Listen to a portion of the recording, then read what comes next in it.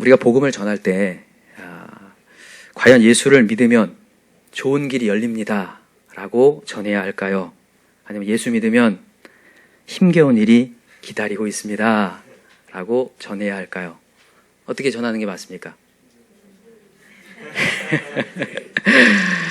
혹시 여러분들 달콤한 길이라고 해가지고 여기 와봤더니 속으신 분들이 앉아 계신 건가요? 아니죠. 사실 예수님께서 말씀하셨어요. 나를 따라오는 것은 쉬운 길이 아니다. 넓은 길이다, 좁은 길이다 말씀하셨어요. 그죠? 이 길은 협착하여서 사람이 많이 오지 않는 길이다.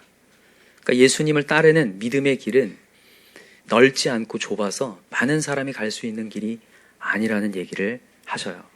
그래서 사실 오늘 본문의 메시지를 통해서 말씀을 준비하면서 어떻게 우리 성도들에게 복음의 민낯을 좀 드러낼까? 포장하지 않고 이 길이 쉬운 길이 아니고 십자가의 길인데 어떻게 전할 수 있을까에 대한 고민도 되고 기도도 됐어요. 그러나 전해야 됩니다. 이 길이 진리이기 때문입니다. 여러분, 이게 좋은 길이라는 것은 예수님이 뭐라고 얘기하셨냐면 네가 내 제자가 되려거든 자기를 부인하고 십자가를 지고 오너라 이렇게 얘기해요. 여러분, 거기서 십자가가 뭘까요? 십자가는 예수를 머금는 순간 나타나는 박해와 핍박, 고난을 얘기합니다. 여러분, 예수를 머금는 순간 사람들이 주변에서 박수를 치는 게 아니에요. 여러분, 우리가 예수를 믿는 순간 하나님의 계명이 우리에게 던져지고 계명을 지키기 시작해야 되는데 그때마다 이 세상의 시스템과 계속 충돌합니다. 그래서 갈등이 생길 수밖에 없어요. 그래서 예수님이 분명히 얘기했어요. 내가 너에게 화평을 주러 온 게 아니라 검을 주러 왔다. 그러나 여러분, 확실히 알아야 될 것은 그 검은 우리를 죽이는 검이 아닙니다. 그 검은 우리의 잘못된 부분을 도려내어서 영생으로 가게 하는 길이에요. 우리가 좁은 문과 좁은 길이라 할지라도 이 길을 갈 수 있는 이유는 다른 게 아니라 이 길이 끝에 허무함이 아니라 낭떠러지가 아니라 절벽이 아니라 영원한 생명의 길이기 때문에 우리는 기꺼이 이 좁은 길을 가겠다고 하는 거죠. 여러분, 우리 좁은 길 갈까요? 이 좁은 문을 통과하여서 가다가 정말 영생인 천국의 길로 다 당도했으면 좋겠습니다.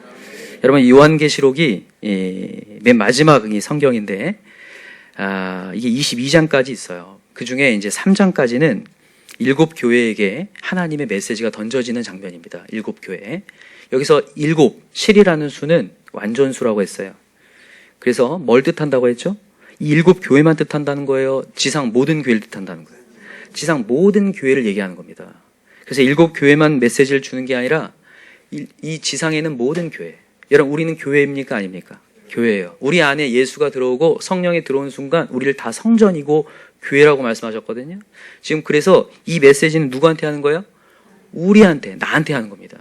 그래서 오늘도 나의 메시지로 다 받길 바랍니다. 근데 여러분, 이 7교회의 지금 상황이 어떤 상황이냐면 공통점이 다 고난이라는 거예요.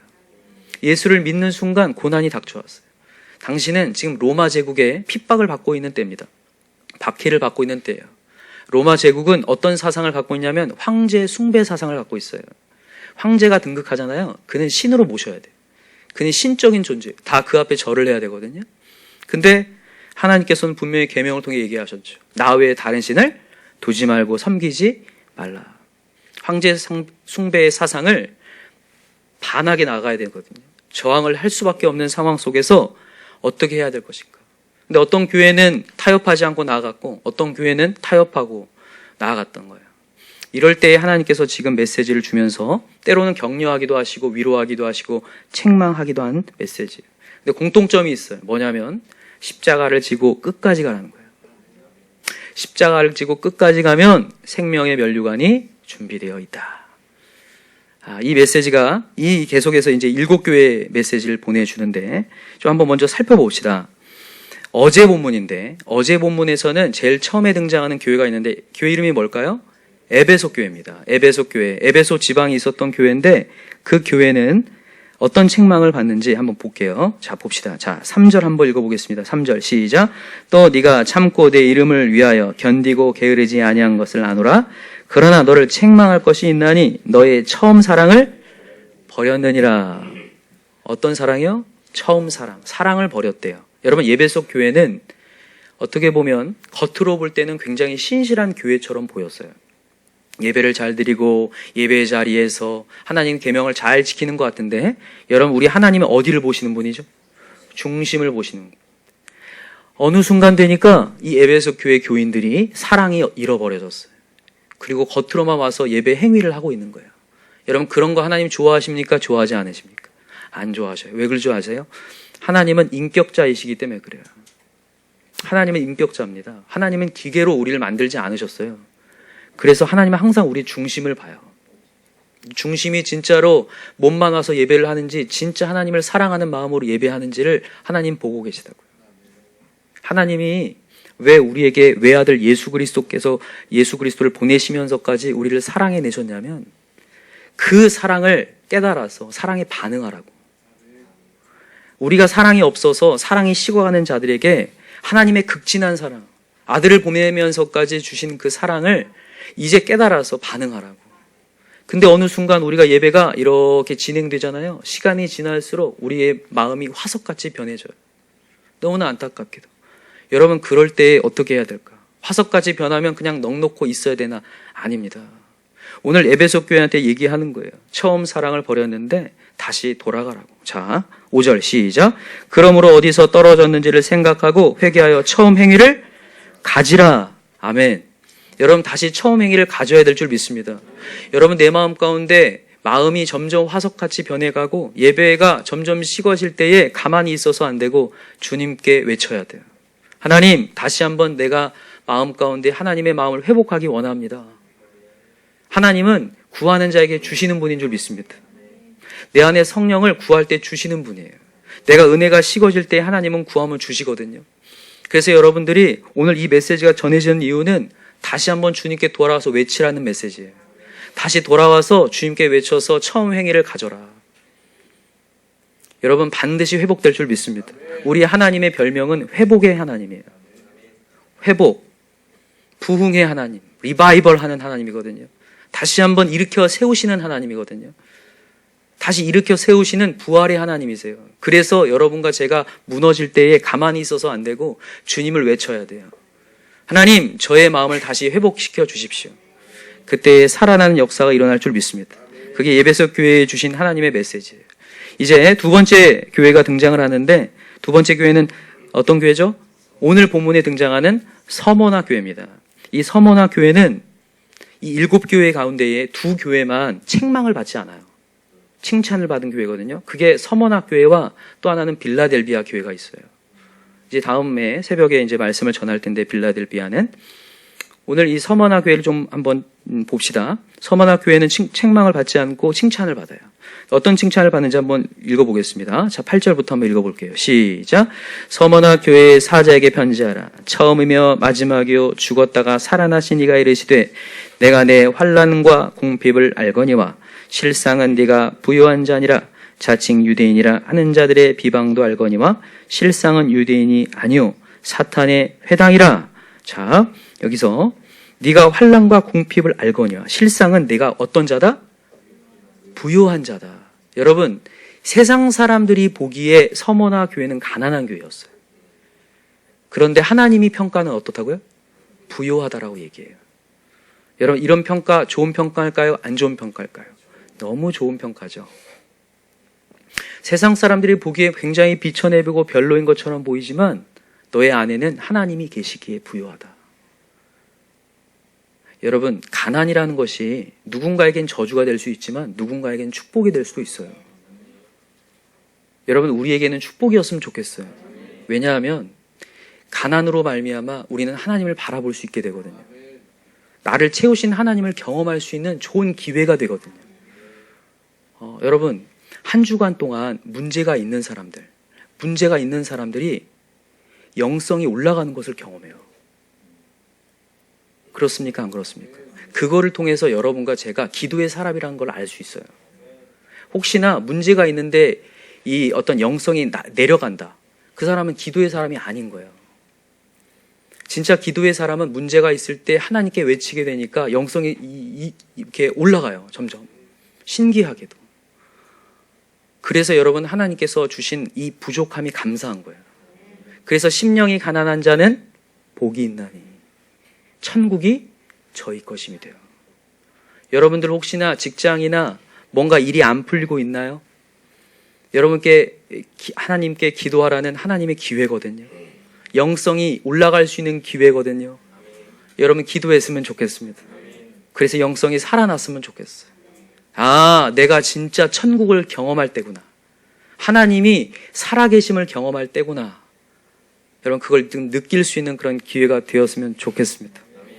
지금 여러분 서머낙 교회는요, 그냥 뭐 가난한 가정이었더니 가난한 교회였는데 그래도 행복했더라라고 하는 동화를 얘기하는 게 아닙니다. 사실 서머낙 교회는 부유할 수 있는 기회가 있는 교회예요. 원래 세상적으로 부유할 수 있는 그런 교회인데 그걸 내려놓았다는 얘기예요. 누구 때문에요? 예수 때문에. 아까도 얘기했지만 로마 제국에 의하여서 황제 숭배를 하면 그들은 얼마든지 먹고 살 수 있는데 그걸 거부했어요. 그래서 차단되기 시작했거든요. 타협하지 않음으로 차단되기 시작했어요. 그래서 어쩔 수 없이 가난해질 수밖에 없는 상황에 이르렀다는 것을 얘기하는 거거든요. 그래서 지금 칭찬을 받는 거예요. 너희가 재물을 선택하지 않고 하나님을 선택했구나. 그러면서 하나님이 말씀하시는 게 이런 위로예요. 자, 10절 같이 읽읍시다. 시작. 너는 장차 받을 고난을 두려워하지 말라. 볼지어다 마귀가 장차 너희 가운데에서 몇 사람을 오게 던져 시험을 받게 하리니 너희가 10일 동안 환난을 받으리라. 네가 죽도록 충성하라. 그리하면 내가 생명의 관을 내게 주리라. 죽도록 충성하라. 네가 죽을지언정 충성하라. 이 충성이라는 것이 영어로 보면 faithful이거든요. 정말 죽을지언정 믿으라. 믿음을 놓지 말라는 거예요. 그럼 뭘 얻는다고요? 생명의 관을 얻게 될 것이다. 여러분 사실 그래요. 오늘 말씀의 제목이 십자가 없이 면류관이 없다인데 여러분 고난이 없이는 구원이 없습니다. 그러니까 여러분 예수님을 머금는 순간 고난과 아픔이 다가와요. 어쩔 수 없어요. 아까 전에 얘기했듯이 세상의 체제와 부딪힐 수밖에 없거든요. 여러분 우리 대한민국에 처음에 선교사님들이 오셔서 예수를 전했을 때 사람들이 박수 쳤습니까? 안 했습니다. 다 돌을 던지고 핍박받아서 그 자리에서 숨지는 사람들이 너무너무 많았습니다. 이 세상의 체제와 하나님의 것들이 하나님의 나라가 충돌하는 순간 엄청난 갈등이 일어났어요. 그 당시에 우리 대한민국이 일제의 침략을 받고 있을 때였는데 일본 사람들이 우리나라를 이렇게 뭐랄까요? 문화적으로 이렇게 말살을 하기 위해서 뭘 계속 퍼뜨렸냐면 도박할 수 있도록 고스톱을 퍼뜨리고 술과 담배를 막 엄청 지원을 했단 말이에요. 그런 가운데 이 선교사님들이 계속해서 뭘 주장했냐면 주일 성수를 강조하기 시작했고 이 사람들이 이 일본 사람들이 일요일 날은 쉬어야 된다는 것만 얘기하고 일요일 날 진탕 놀도록 이렇게 막 부추겼거든요. 그때 선교사님들은 주일 날은 진탕 노는 시간이 아니라 하나님께 예배하는 시간이다. 막 얘기하기 시작했어요. 그래서 술과 담배를 다 끊어라 이렇게 얘기하기 시작했거든요. 그러니까 막 반하기 시작하니까 막 갈등이 막 생겼어요. 그러나 나중에 보니까 그 결과적으로 여러분 하나님의 계명이 복이었어요. 진탕 놀고 죽어가는 것보다 그거 모든 것들을 절제하고 하나님께 예배하는 것이 내 인생을 너무 건설적이게 만드는 너무 좋은 기회였다고요. 그래서 여러분 하나님의 계명은 복입니다. 제가 지난 시간에도 얘기했지만 하나님의 계명을 지키는 게 때로는 쉽지 않아 보여도 여러분 나중 되면요 내 인생을 질서를 잡고 건설적이게 만드는 그냥 그 자체가 복이라고요. 주일 성수 어렵다고 생각하는데 여러분 주일날 주님을 향하여서 한 분 하나님을 향하여서 가치관이 하나가 되어서 하나님을 향하는 거요. 가정이 하나 될 수 있는 좋은 기회입니다. 요즘에 너무 무서운 시대거든요. 요즘에는요 남편도 아내도 자녀도 다 다른 가치관으로 살 수밖에 없어요. 다 각방이 있고 다 다른 공동체에서 뭔가를 배우고 오기 때문에 하나 될 수 있는 게 정말 없습니다. 그래서 점점점 분열이 되고 있어요. 정신과 의사 선생님이 언제 한 번인가 인터뷰를 하는 내용을 들었는데 요즘에는 정신병이 많을 수밖에 없다는 거예요. 옛날에는 굉장히 단조로웠다는 거예요. 아버지가 하는 일을 자녀가 물려받고 그래서 아버지의 얘기를 듣고 그래서 하나의 가치관으로 가지만 지금은 절대 그렇지가 않습니다. 그냥 분열될 수밖에 없어요. 자녀 키우기가 곱절은 어려울 거예요. 근데 너무 감사한 게 여러분 하나님 말씀대로 가면 될 줄 믿어요. 한 분 하나님을 모시면서 한 가치관으로 가면 산다니까요. 하나님은요, 우리에게 주신 두 가지 공동체가 있는데 하나는 가정 공동체고 하나는 교회 공동체예요. 그래서 하나님이 만드신 공동체이기 때문에 하나님이 그것을 깨는 걸 정말 싫어하세요. 근데 반대로 생각합시다. 사단 마귀는요, 어떻게 해서라도 가정을 깨는 데 있어요. 근데 어떻게 깨는 줄 아세요? 우리를 유혹해서 깨요. 세상의 가치관을 따라가다가 깨게 만드는 거예요. 그래서 여러분, 주일 성수는 그냥 지키는 데 있는 게 아니에요. 그냥 주일 성수 자체가 복입니다. 하나님께 와서 똑같은 메시지를 듣고 원 메시지를 통하여서 하나의 가치관으로 딱 세워지는 게 너무 감사한 일이에요. 그래서 여러분과 제가 누군가에게 뭐 주일 성수 얘기하거나 안식 얘기할 때 안식일은 지키는 개념이 아니라 진짜 안식하고 하나님께 집중하여서 내 질서 잡는 시간입니다. 이것 때문에 제가 살고 있습니다라고 확신 있게 얘기할 수 있으셔야 돼요. 진짜 주일 성수는 계명으로 거치지 않으셨으면 좋겠어요. 율법에 기치지 않았으면 좋겠어요. 여러분, 이 자리에 나오는 거 그냥 아무 생각 없이 나오는 거 말고, 이 자리로 말미암아 우리의 가정이 살겠구나. 내 인생이 건설적이게 다시 한번 정신을 차릴 수 있게 되겠구나. 얼마나 여러분 이 세상에 나가면 혼미해지는지 모르겠어요. 술의 문화와 담배의 문화와 명예의 문화와 높아지는 문화와 승진해야 되는 문화와 여러 문화 속에서 인간이 자기 자신을 발견하지 못하게 만들어요. 정신병에 들게. 그때 여러분, 하나님의 메시지를 통해서 다시 정신을 차리라고 지금 이 메시지가 전해지는 게 너무 감사한 시간이에요. 그래서 여러분들이 오실 때, 예배 자리에 오실 때 진짜 힘겹더라도 하나님, 내가 오늘 살기 위해 가겠습니다. 그런 자리 되길 기도합니다. 그래서 하나님께서는 그냥 무턱대고 죽도록 충성하라 그렇게 얘기하는 게 아니에요. 이게 진짜 복이니까요. 이 자리를 지키는 게 복이니까 하나님이 죽도록 충성하라. 여러분, 더 중요한 게 있어요. 뭐냐면요, 왜 하나님께서는 고난을 두려워하지 말라고 하시냐면, 여기 보세요. 10절에 다시 읽어볼게요. 너는 장차 받을 고난을 뭐 하지 말라? 두려워하지 말라. 왜 두려워하지 말라고 하신 줄 아세요? 아까 읽었듯이 죽도록 충성하라. 그리하면 뭘 준다고요? 생명의 관을 주리라. 구원을 준다는 거예요. 이 구원이 뭔지 11절에 나와요. 자, 읽읍시다. 시작. 귀 있는 자는 성령의 교회들에게 하시는 말씀을 들을지어다. 이기는 자는 둘째 사망의 해를 받지 아니하리라. 여러분, 이 인간은요, 모두 육체의 죽음을 당합니다. 맞습니까? 우리 언젠간 죽어요. 영원히 살 것 같죠? 아닙니다. 다 죽습니다. 맞습니까? 믿으셔야 돼요. 다 죽어요. 죽음을 준비해야 됩니다. 우리는 점점점 죽음을 향해 가고 있어요. 가까워져 가고 있습니다. 어제도 어떤 이 신문 기사에 보니까 뭐 유망주 그 누구예요? 야구 선수가 훈련 마치고 옥상에서 잠깐 쉬다가 실족사 해가지고 돌아가셨던데, 어제. 제가 그거 보면서 느껴요. 얼마나 허무한가, 인생이. 그 선수들이 애도하면서 얘기를 해요. 오늘 이게 헤어졌는데 바로 이게 죽었다는 소식을 들으니까. 이게 인간인 거거든요. 첫째 사망이 다 있는 거예요. 중요한 게 뭔지 아세요? 둘째 사망이에요. 둘째 사망은 영원한 사망을 얘기해요. 여러분, 예수님이 이 땅에 오신 이유는 우리의 둘째 사망 때문에 오신 거예요. 영원한 죽음으로. 여러분, 죄의 싹은 사망이에요. 근데 의인은 없나니 하나도 없다고 이 땅의 모든 사람이 다 죄를 졌다고 했는데, 그 죄를 이길 수 있는 것은 인간으로서는 할 수 없어요. 그래서 죄 없는 예수 그리스도가 이 땅에 오셔서 우리 죄를 사하신 거거든요. 그래서 영원한 사망에서 건지시는 거. 그래서 여기 얘기하는 거예요. 이기는 자는 둘째 사망의 해를 받지 아니하리라. 영원한 죽음에서 벗어나게 해주겠다는 거예요. 그래서 우리는 이 땅에서 죽도록 충성할 만하다를 얘기하는 거예요. 여러분, 이 땅에서 혹시라도 내 인생에 손해가 나더라도, 조금 내가 피곤하더라도, 여러분, 둘째 사망의 해를 당하게 하지 않으실 그 예수님께 갑시다. 그의 계명을 지킬 때 역사가 일어나고, 또 하나는 이 생에서도 하나님께서 역사를 행하신다고 했어요. 아까 얘기했듯이 우리의 가정에 하나 되게 하시고 우리의 삶을 열어가실 수 있는 하나님이세요. 그래서 여러분과 제가 이제는 진짜 하나님의 계명이 떨어질 때 죽도록 충성하겠습니다. 정말 그런 결단을 할 수 있는 저와 여러분 되길 간절히 기도합니다. 한번 찾아봅시다. 마태복음 10장 28절을 한번 찾아볼까요?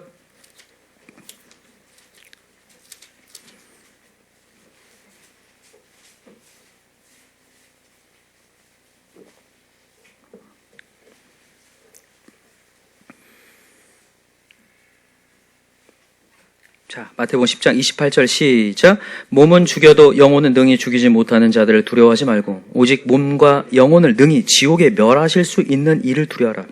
여러분, 몸과 영혼을 능히 지옥에 멸하실 수 있는 분이 누굽니까? 하나님이 한 분이거든요. 그분만 두려워하라는 거예요.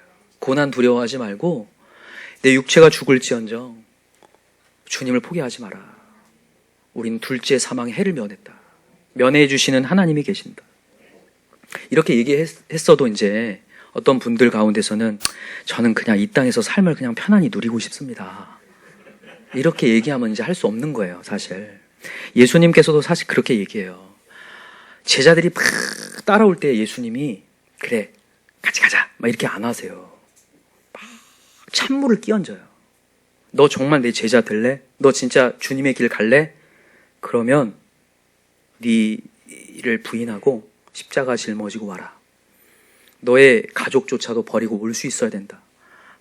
아주 강력한 메시지를 막 전하세요. 한번 찾아봅시다. 누가복음 14장을 한번 가볼까요?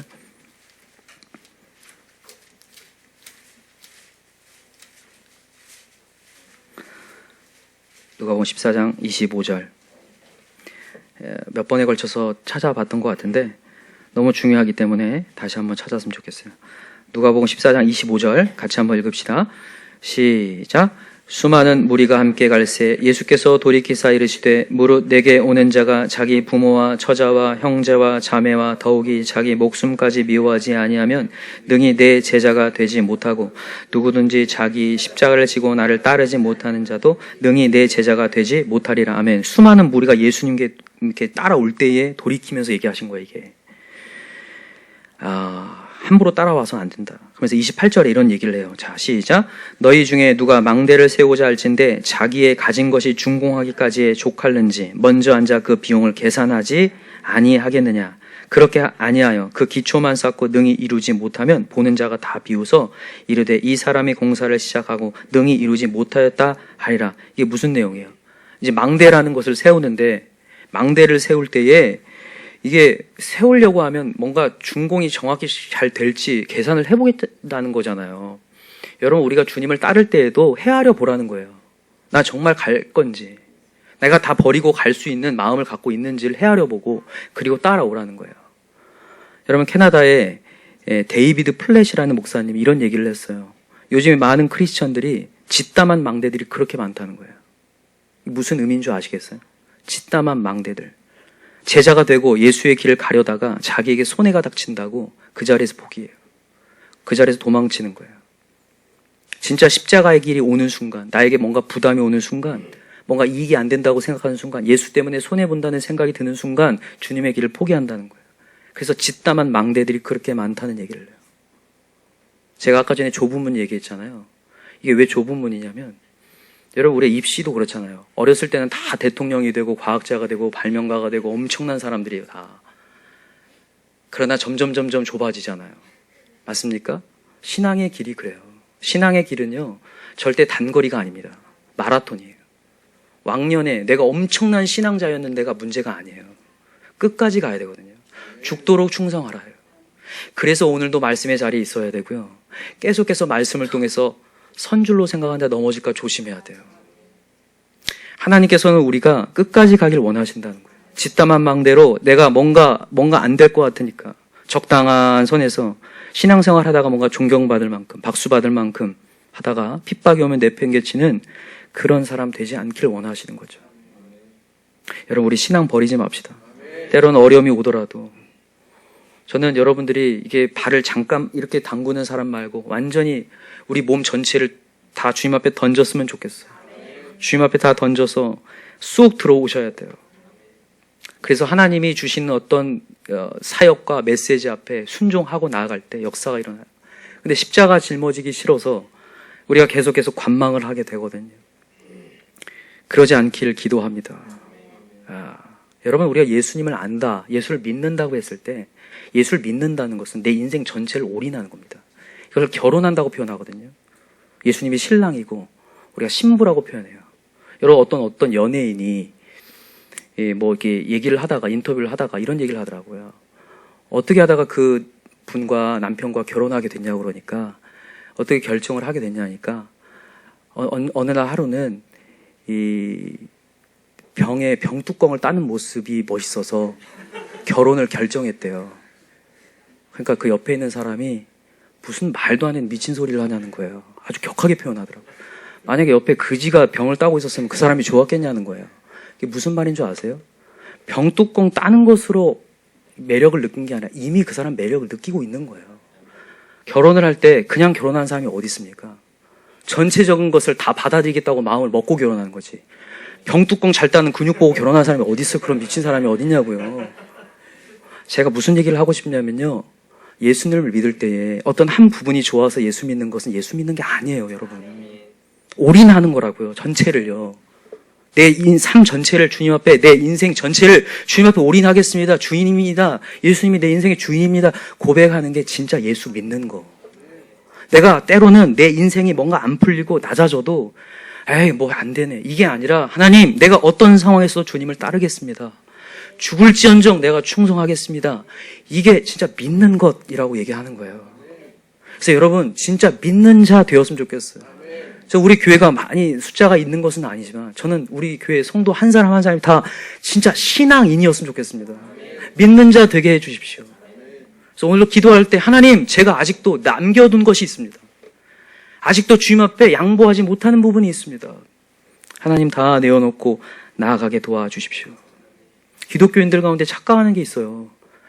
그러니까 십자가의 길 이렇게 얘기하잖아요. 그러면 누군가는 가는 길인데 나는 안 가도 되는 길이라고 생각해요.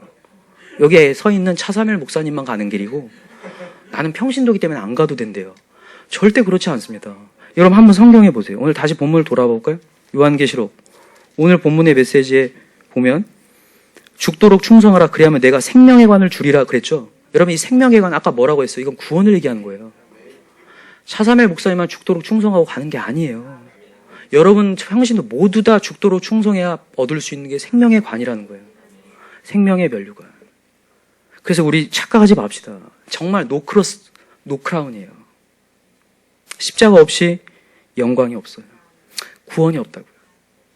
그래서 여러분과 제가 오늘도 예수님을 온전히 믿었으면 좋겠어요. 올인했으면 좋겠습니다.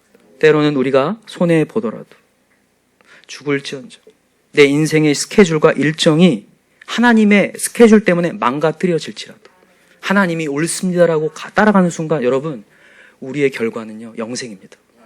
정말 둘째 사망의 해를 면하게 되는 놀라운 역사예요. 그래서 여러분과 제가 오늘도 이 말씀을 듣고 제대로 잘 판단하여서 하나님을 선택할 수 있는 저 여러분들이 간절히 기도합니다. 두 번째 버가목 교회로 가볼게요. 버가목 교회. 버가목 교회는 영광스러운 교회입니다. 여기는 누굴 배출한 교회냐면요. 순교자를 배출한 교회예요. 마터라고 하죠.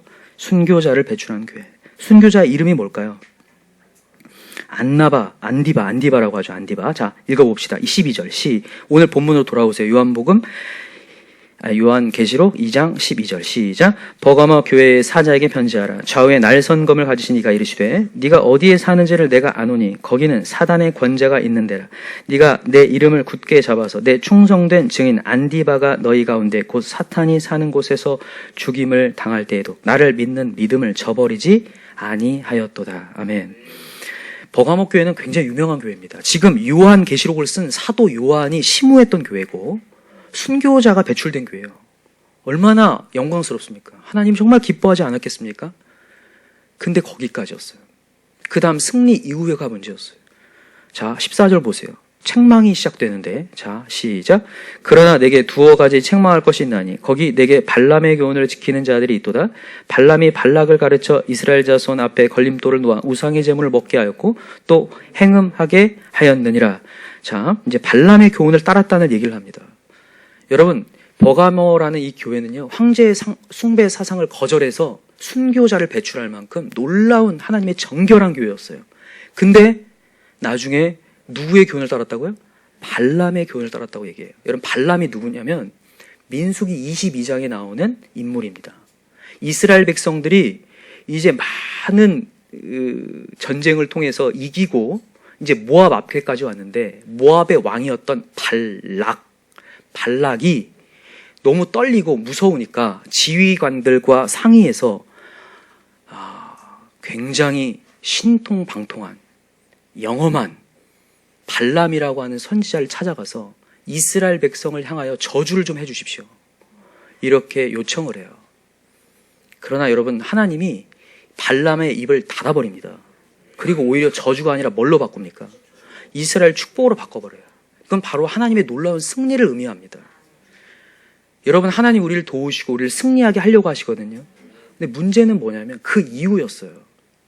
그 이후에 민수기 25장에 보면 하나님께서 그렇게 발람의 입을 막아서까지 하나님이 축복을 주셨는데 이 발람이라는 선지자가 나중에 이 일상으로 들어가서 이제 모압을 지나가고 있는 이스라엘 앞에 모압의 신전에 그모스 신전 앞에 그 음행한 아주 지금으로 따지면 아주 섹시한 여자들을 막 이렇게 옷을 벗겨놓고 막 행음하게 해놓은 거예요. 그러니까 이스라엘 남자들이 눈이 뒤집혔어요. 그리고 그 모압 여인을 취해서 행음을 시작해요. 그때 엄청난 큰 하나님이 벌을 내리시면서 전염병, 연병으로 말미암아 24,000명이 죽거든요. 지금 그 얘기를 하는 거예요. 여러분, 우리가 승리 이후의 삶이 정말 중요합니다. 사단이요, 공격하는 게 두 가지 방법입니다. 하나는요, 아주 원색적으로 너 예수 믿으면 죽는다라고 하는 칼을 들이대는 거예요. 이게 사단의 첫 번째 방법. 칼을 들이대면서 너 예수 믿으면 죽는다. 여러분, 근데 인간은 이런 습성이 있어요. 청개구리. 예수 믿으면 죽는다 그러면 더 열심히 예수를 믿어요. 우리의 자녀들 예수 믿으라고 하니까 더 안 믿잖아요. 예수 믿으라 이렇게 하면 더 안 믿는데, 예수 믿지 말라고 하면 막 더 믿으려고 하는 게 있거든요. 그래서 사단이 방법을 바꿨어요. 두 번째. 뭘로 바꾼 거냐면 위장을 하는 거예요. 양의 탈을 쓰거나 천사로 가장을 합니다. 그리고 이렇게 일상으로 들어와서 무너뜨리는 거예요. 큰 맥락 속에서는 발람 선지자가 막 저주할 것 같았지만 하나님 막으셨죠. 일상으로 들어와서 한 사람 한 사람에게 눈에 보이는 것들을 보여줘서 거기에 넘어지게 만든 거예요. 그래서 그 자리에서 전쟁도 안 했는데 전염병으로 24,000명이 죽어요. 그 당시 이제 그 문헌에는 그게 이제 어떤 큰 성병으로 말미암아 죽었다는 얘기가 있어요. 연병이. 아주 무서운 성병이 돌아서. 제가 그걸 보면서도 느껴요. 아, 그렇구나. 여러분, 오늘 예배에서의 성공보다 더 중요한 게 여러분의 삶의 자리에서 성공입니다. 여러분, 왜 이게 버가모 교회에 지금 얘기되고 있냐면, 버가모 교회에 대해서 조금 설명을 할게요. 버가모라는 뜻은 견고한 요새라는 뜻이에요. 버가모라는 지역 이름이 견고한 요새인데, 이게 300m 위에 있어요. 언덕에. 그래서 인공으로 만든 요새예요. 굉장히 요새처럼 져졌고, 거기에는 상업이 발달했습니다. 아주 일찍부터 상업이 발달했어요. 그래서 사람들이 많이 성행했습니다. 게다가 거기는 우상이 굉장히 많았어요. 제가 우상을 다 써왔는데, 여기 보면 뭐라고 되어 있냐면 13절에 다시 보세요. 13절 다시 보면 네가 어디에 사는지를 내가 아노니 거기는 뭐가 있는 데라? 사탄의 권좌가 있는 데라. 그러니까 엄청난 사단의 역사가 많이 지금 도사리고 있는 곳이 버가모 도시라는 곳이었어요. 자, 거기에 무슨 우상들이 많이, 첫 번째 15m나 되는 제우스 제단이 거기 있었습니다. 제우스 제단이요. 그 다음에 치유의 신인 아스클레피온 신전이 거기 있었습니다. 그 다음에 아데미 신전도 거기 있었어요. 그 술의 신인 디오니소스 신도 거기 있었습니다. 알고 계시죠? 디오니소스. 그리고 데메테르 신, 오르페우스 신. 알지도 못하는 신들이 많죠. 그리고 진짜로 알지 못하는 제단이 1000개가 넘었어요. 그러니까 사단의 권세가 막 있는 곳이었어요. 그러니까 여러분, 제단이 있다라는 것은 거기 제사를 드린다는 거거든요. 옛날에 고대 시대의 제사는 다 뭐였냐면 그게 축제입니다. 그래서 사람들이 많이 모이는데 그 가운데는 유명 인사들도 모여요. 근데 아까 얘기했어요. 여기는 뭐가 발달한 곳이라고요? 상업이 발달한 곳이. 그래서 많은 유명 인사들이 와서 거기서 파위를 하는데, 부어라 마셔라, 단순한 식사 자리가 아니에요. 거기는 유명 인사를 만나는 자리예요.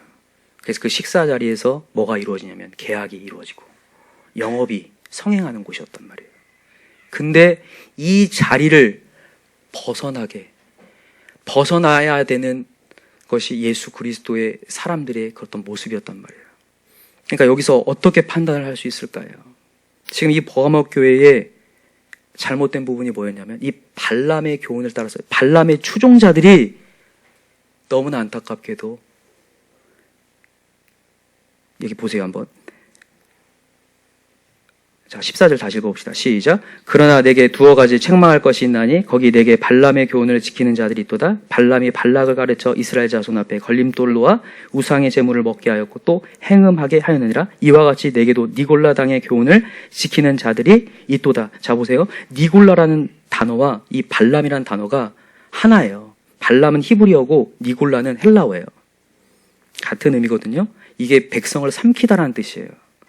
백성을 삼키다. 어떻게 삼켰냐면 교묘하게, 아까 전에 제가 얘기했죠. 사탄은 두 가지 방법인데 마지막 방법이 가장을 한다고 했죠. 가장을 해서 찾아왔어요. 그래서 그들이 굉장히 설득력을 갖고 있습니다. 어떻게 하냐면, 야, 우리가 저 재단에 가서 참여하면 교회의 영향력을 발휘할 수 있다. 교회 영향력을 발휘할 수 있으니까 가서 참여하라고 얘기한 거예요. 우리의 좋은 영향력을 발휘하기 위해서. 근데 뭘 놓친 거냐면 신앙의 본질을 놓쳤어요. 여러분, 그 재단에서는 뭐가 이루어지는 겁니까? 신을 섬기고 이방신을 섬기는 거죠. 여러분, 신앙의 본질이 뭐예요? 신앙의 본질이 뭡니까, 여러분? 예수를 온전히 섬기는 거죠. 그 신앙의 본질을 놓치고 교회로 하여금 타락하게 만든 거예요. 여러분과 제가 오늘도 분별해야 될 게 그거예요.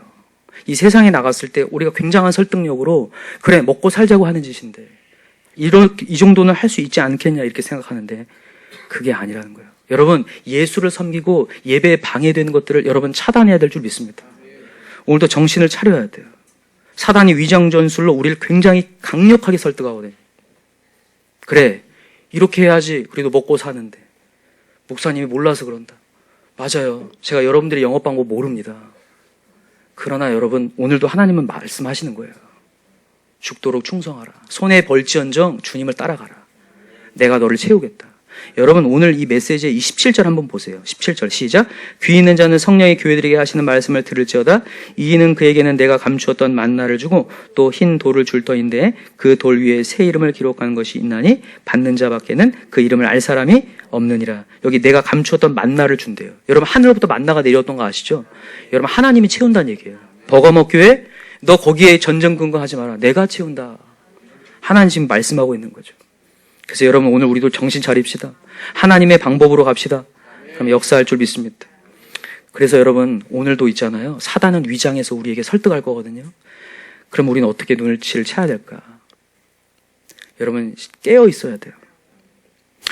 여러분, 우리의 신앙이 지금 깨어 있어야 사단을 대적할 줄 믿습니다. 여러분, 깨어 있는다는 것을 제가 두 가지로 얘기할게요. 여기서 지금 중요합니다. 깨어 있는다는 거 두 가지예요. 첫 번째는 뭐냐? 단호함이 있어야 돼요. 여러분, 단호해지시기 바랍니다. 여러분, 사단을 이기려면 눈을 반쯤 뜨고 있으면 절대 못 이겨요. 넉넉히 눈 반쯤 뜨고 이렇게 예배드리면 절대 못 이겨요. 눈을 한번 동그랗게 떠보세요. 우리 지혜같이 동그랗게 떠봐요, 다. 눈을 진짜 동그랗게 뜨고 내가 지금 신앙이 무너져 가고 있구나를 보셔야 돼요. 세상의 방법과 상황이 이러니까 그래, 그렇게 될 수밖에 없다라고 타협하지 말고 눈을 동그랗게 뜨고 내가 신앙이 무너져 가고 있는 걸 보라고요. 여러분, 타협한다는 거, 타협이라는 단어, 타협이 뭡니까? 어떤 게 타협이에요? 누군가 대화해갖고 협의를 이끌어내는 거잖아요. 근데 여러분, 물어봅시다. 사단에게 타협할 수 있나요? 타협이라는 단어를 쓸 수 있냐고요? 못 써요. 잘 사단하고 얘기해가지고 너도 좋고 나도 좋은 걸 한번 윈윈 해보자. 그럴 수가 없어요. 사단은 타협하는 게 아니라 끊어내야 됩니다. 설득하는 차원도 아니에요, 이거는. 아유, 완전히 끊어내야 돼요. 오늘도 여러분 예배를 다 드리고 나서 여러분들은 타협하려고 해요. 내가 오늘 예배했으니까 오늘 주일 오후는 조금 더 정말 조금 적나라하게 널브러져야지. 세상의 방법대로 가야지. 이렇게 내 마음을 놓는 순간 그게 타협하는 거거든요. 그게 어떻게 되냐면 결국 내 신앙을 무너뜨린 것을 경험해요. 그것을 다른 말로 유사복음이라고 얘기합니다. 반복음. 반만 복음이고 복음에 물을 타는 것이라고 얘기해요. 복음의 은혜를 받고 나서 가서 복음에 물을 타요. 근데 한번 보세요. 여러분들의 삶이 얼만큼 결과가 좋지 않은지를 자신이 느낄 거예요. 반복음은. 근데 많은 신앙인들의 착각이 그거예요. 반복음도 복음이라고 생각하는 게 착각이에요. 반복음으로도 구원을 받을 수 있다고 착각하는 게 너무 안타까워요. 여러분, 유사복음으로는 구원받을 수가 없습니다. 진짜 온전히 따라가야 돼요. 그래서 여러분과 제가 오늘도 흘러가는 대로 살지 말고 우리 정신 차리고 삽시다. 자, 한번 찾아볼까요? 로마서 8장을 한번 찾아볼게요.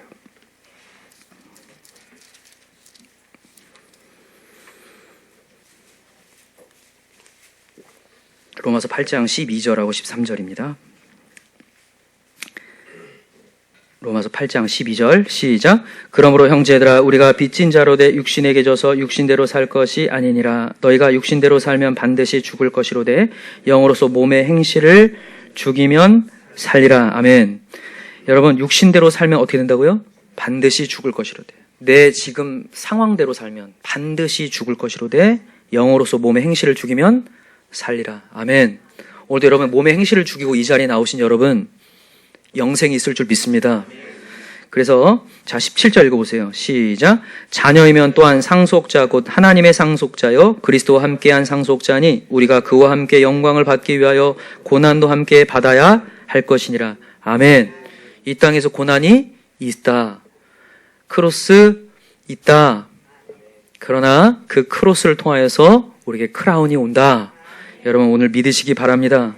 그래서 오늘도 사단 마귀에 타협하지 않길 바라요. 그래서 단호하게 이기시기 바랍니다. 여러분 아까 전에 발람의 이야기를 통해서 모압이 그렇게 음행하게 만들었잖아요. 24,000명이 죽죠. 근데 그 연병이 그치게 한 방법이 있었어요. 제사장 가운데 비느하스라는 용감한 사람이 칼을 꺼내들고 그 음행하는 사람을 그 자리에서 죽여버립니다. 단호하게 제거해버려요. 그때 연병이 그쳤더라 이렇게 얘기하거든요. 단호함이 필요해요. 여러분들이 오늘도 타협점을 가려고 하지 마시고 오늘도 단호하게 그것을 끊어낼 때에 우리에게 축복이 시작될 줄 믿습니다. 두 번째입니다. 두 번째는 단호함하고 또 하나는 뭐예요? 의지함입니다. 누굴요? 주님을 의지해야 돼요. 여러분 사단은요 유리한 고지에 있다는 것을 명심하세요. 사단은요 지금 유리한 고지에 있어요. 왜 그럴까요? 우리의 죄성 때문에 그렇습니다. 우리의 지난 과거의 습관이요 상당히 별로예요. 그래서 사단은요 우리의 과거를 가지고 놀아요. 지금 은혜를 받았어도 과거를 돌아가게 만드는 회귀 본능을 건드려요. 그래서 사단은 항상 위대한 고지에 있거든요. 그래서 여러분들 사단을 우습게 보면 안 돼요. 우리의 힘으로는 절대 이길 수 없습니다. 오늘 이렇게 말씀 들어도요 또 집에 가서 또 무너질 수 있는 게 인간입니다. 그래서 여러분 오늘도 우리 주님 의지해야 돼요. 그래서 충분히 기도해야 되고 하나님 저에게 성령의 능력을 부어주시고 성령의 검이 있게 하여 주옵소서. 정말 씨름하면서 기도했으면 좋겠어요. 제가 정말 간증하면 한 주간 동안 제가 어떤 어려움 때문에 기도를 정말 강력하게 하는데 신기한 거는 그 문제를 해결내는 게 문제가 아니라 제 영성이 살아나니까 다른 어떤 상황 속에서 마음을 지키게 되는 것을 봐요. 여러분도 그렇게 될 겁니다. 그래서 여러분 기도하셨으면 좋겠어요. 진짜로 하나님 제 마음을 지켜주십시오. 저의 힘으로는 죄의 습관을 끊어내기가 어렵습니다. 그래서 여러분 영적으로 깨어있다는 것은 두 가지입니다. 하나는 단호해야 되고 또 하나는 하나님을 전폭적으로 의지해야 돼요. 그래서 좀 더 하나님께 기도하여서 하나님의 영광을 경험했으면 좋겠어요. 여러분 지금 이 서문학교회와 버가목교회에게 하는 메시지는 내가 너를 이제 끊어버리겠다, 심판하겠다는 메시지가 아닙니다. 살리겠다는 메시지예요. 다시 보세요. 이것만 찾고 마칠게요. 요한계시록 2장 17절 아까 읽었는데 다시 한번 읽읍시다. 시작. 귀 있는 자는 성령이 교회들에게 하시는 말씀을 들을지어다. 이기는 그에게는 내가 감추었던 만나를 주고 또 흰 돌을 줄 터인데 그 돌 위에 새 이름을 기록하는 것이 있나니 받는 자밖에는 그 이름을 알 사람이 없느라. 여러분 흰 돌을 준대요. 흰 돌. 여러분 이 돌은 어떤 돌이냐면요. 재판관이 이 사람이 죄가 없다라고 얘기할 때 주는 돌이에요. 그 당시에. 로마의 법 아시죠? 그때 이 흰 돌. 여러분 근데 우리 하나님 우리에게 흰 돌을 주실 분이에요. 이 버가목 교회가 실수했지만 돌이키면 회개하여 돌이키면 16절 보세요. 그러므로 회개하라. 그리하지 아니하면 내가 내게 속히 가서 내 입의 검으로 그들과 싸우리라. 하나님이 심판하지만 돌아오면 흰 돌을 주겠다. 그래서 여러분과 제가 오늘도 이 말씀 듣고 다시 돌이킬 때 하나님이 살리시는 역사를 다 경험하게 될 줄 믿습니다. 여러분 말씀을 맺겠습니다. 예수 복음은 넓은 길입니까? 좁은 길입니까? 좁은 길입니다. 이 길은 단거리가 아니라 마라톤입니다. 그래서 시간이 지날수록 떨어져 나가는 사람들이 많은데 짓담한 망대들이 많은데 여러분 우리 끝까지 갑시다. 우리 끝까지 생명의 면류관을 차지할 때까지 갑시다. 근데 우리의 힘으로 할 수 없고요. 또 우리가 단호함과 하나님의 의지함으로 말미암아 이길 수 있는 저와 여러분들을 간절히 기도합니다. 이 시간에 함께 우리 기도했으면 좋겠는데, 먼저 기도하기 전에 우리 찬양을 한번 고백하고 우리 같이 기도했으면 좋겠습니다. 오늘 메시지가 어떻게 보면 조금 무거운 주제일 수 있는데, 이건 정말 적나라한 복음이었기 때문에 저는 미련을 갖지 않겠습니다. 때로는 말씀 전하고 난 다음에 목회자는 미련이 좀 남거든요. 좀 더 잘 전할 걸. 그런데 오늘은 제가 미련을 내려놓겠습니다. 왜냐하면 이게 진짜 복음이기 때문입니다. 그래서 여러분들 헤아려 보시고 내가 주님 죽도록 충성하고 따라가겠습니다. 또 결단할 수 있는 마음으로 이 찬양 부르고 함께 기도합시다. 같이 찬양하겠습니다.